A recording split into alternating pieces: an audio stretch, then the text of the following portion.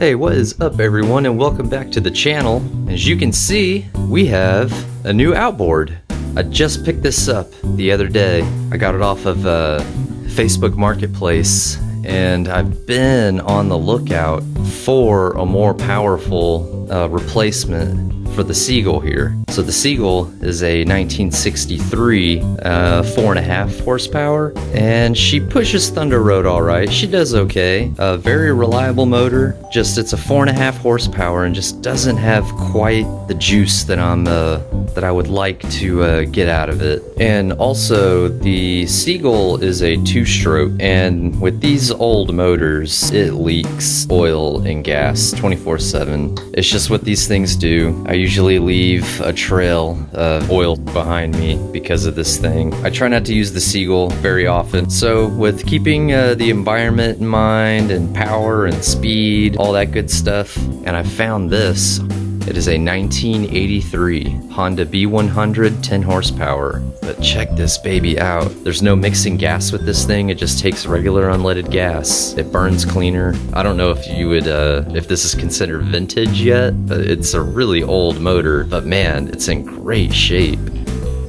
I cleaned up the case here. It still looks brand new.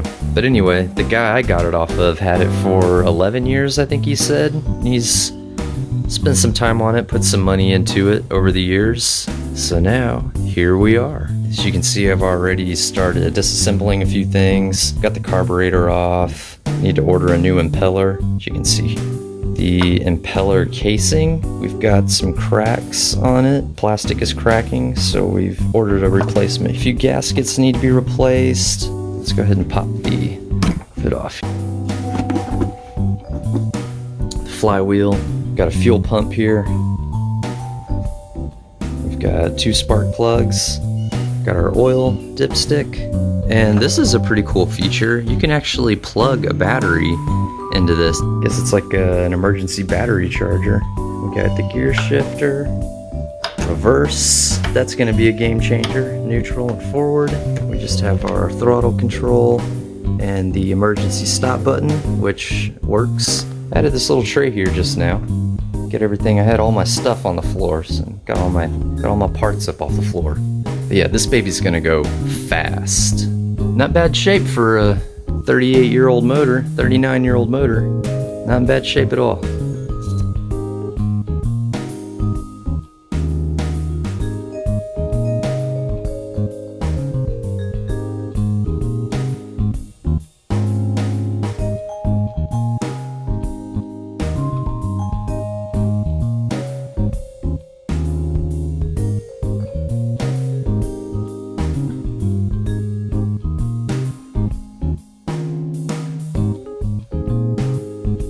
Alright, well, we got the new impeller in the mail yesterday, so I went ahead and put that on. I went ahead and put on the impeller housing. I ordered a new one because we do have some chips here on this side and on the other side, but other than that, there's no damage really that I noticed. It just had a lot of crud in there. The old impeller, there's still some on the floor. All these like rubber pieces from the old impeller all in here. A lot of dead ants are in there as well. They just crawled up in there. They were all up in the motor. They were everywhere. So I got this all cleaned out. We're gonna go ahead and roll with this setup. And up here, I also received the new carburetor. So here's the old one, and you can see the spout broke off. It had already been repaired by someone at some point in time. I broke it trying to get the hose off, so that spout's busted. So I ordered this one, ordered it off of Amazon. Then 2 days, it was here. Pretty dang quick. Also came with a gasket as well, which is really cool. But we're gonna get the new carburetor on there so we can get our test going. And I have the exhaust thermostat casing taken off. Our thermostat, I took some sandpaper to it and just kind of got rid of a bunch of, there was a lot of corrosion and going on there. You can still see how it's turning green. I don't know if this is brass. I'm not sure what this is made out of. So I cleaned it up. It still moves. So I think we're gonna be good with this thermostat. It sits in there like that. There was all sorts of crud in there. It was all gunked up. And I also ordered some new gaskets for that as well. And our carburetor came with this inline fuel filter. So we'll just have it sit somewhere down here. But that'll be good. Alright everyone, we've got one of the water lines reconnected. We've got the spark plugs connected back on. We have the exhaust and thermostat casing put back on. We have the new carburetor installed, and we also have the new inline fuel filter. So hopefully that helps with the fuel sensitivity that these carburetors are known to have. Everything I've read and videos I've seen online say filter, filter, filter, filter. Like every place you can put a filter, put a filter. So alright, we've got the new impeller installed with the old housing, which we should be okay. The only thing that I had to do left was there's a little pin here, and it's where the shifter is for the reverse, neutral, and forward. This pin right here, there's a Carter pin in there. It's kind of a pain in the butt to get to. It's what connects to the shifter. You gotta get that Carter pin in there. It took me about, I don't know, maybe 5 or 10 minutes to get it in, to kind of play with it and get it in. We got it. Alright, we are going to try to fire this baby up. Let's see what happens. We got the water filled, ready to go. And I was actually out of gas, so I had to go run to the store, get some more gas. Alright, let's give this a try. Okay. We got fuel. Choke it.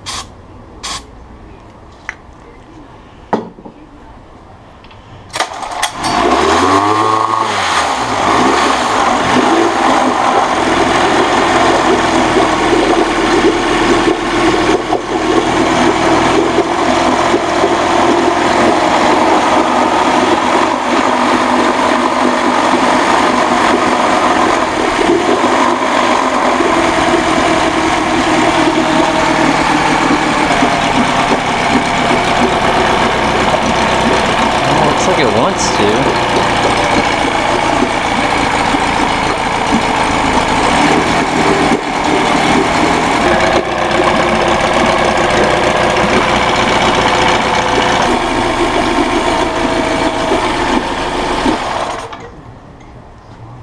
Alright, so we're going to try this again, and I believe if we're clogged up in here somewhere, which I don't think we are, but if we're clogged up somewhere in here, I believe we should get water out. So let's see what happens.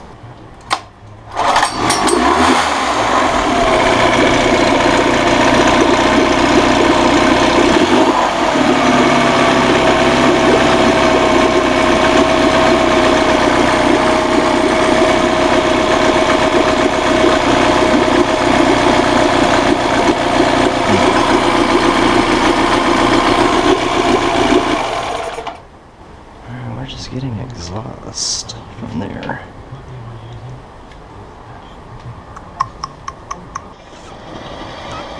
So whenever I breathe into this tube, I can hear air coming out. So we're not clogged anywhere up here. Alright, we're back again. Took the impeller off and looked at it, and I didn't really see anything wrong. The only thing that I did fix is it didn't, all the fins weren't facing the same direction. Some of them were kind of, facing the left, some were facing the right. Fixed that so when it spins, all the fins will spin in uniform. I'm hoping. I could have the fins backwards maybe, I don't know. But also I went back up to our little hose, And when I blow into it, I can actually stick my hand up in here and feel where the air is coming out of. So I know we are not jammed up anywhere in here, because I can blow right into there and feel the airstream come right out where it's supposed to. It's something with this. So hopefully that fixed it. So let's get this back on and try it again.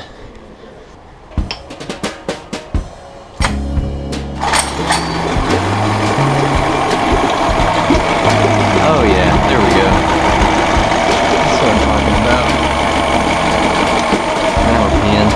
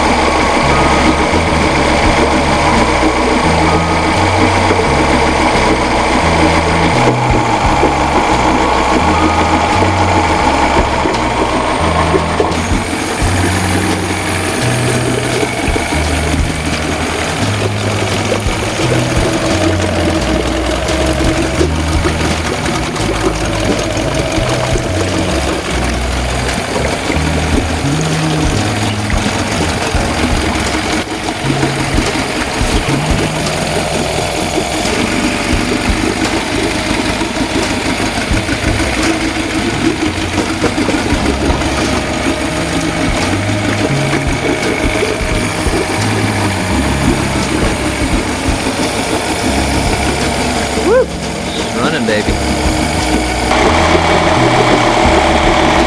Looks like we're leaking a little bit right there. I'm gonna have to just clamp that down.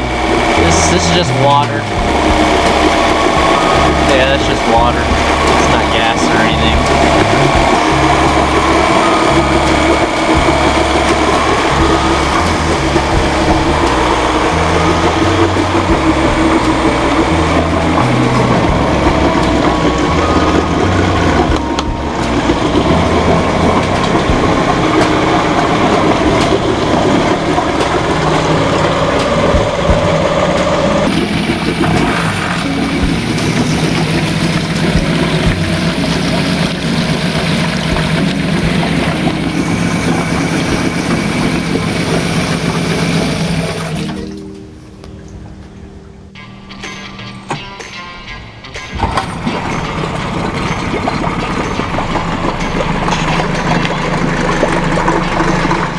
I ordered and installed new spark plugs, and now she's starting within the first to second pull.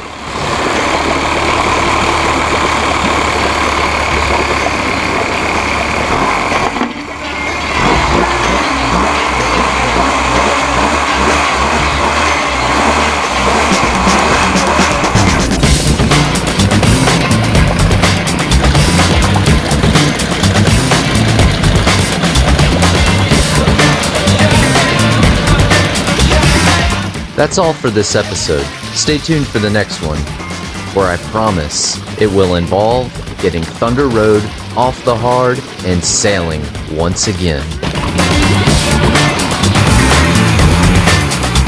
Until then, thank you for watching.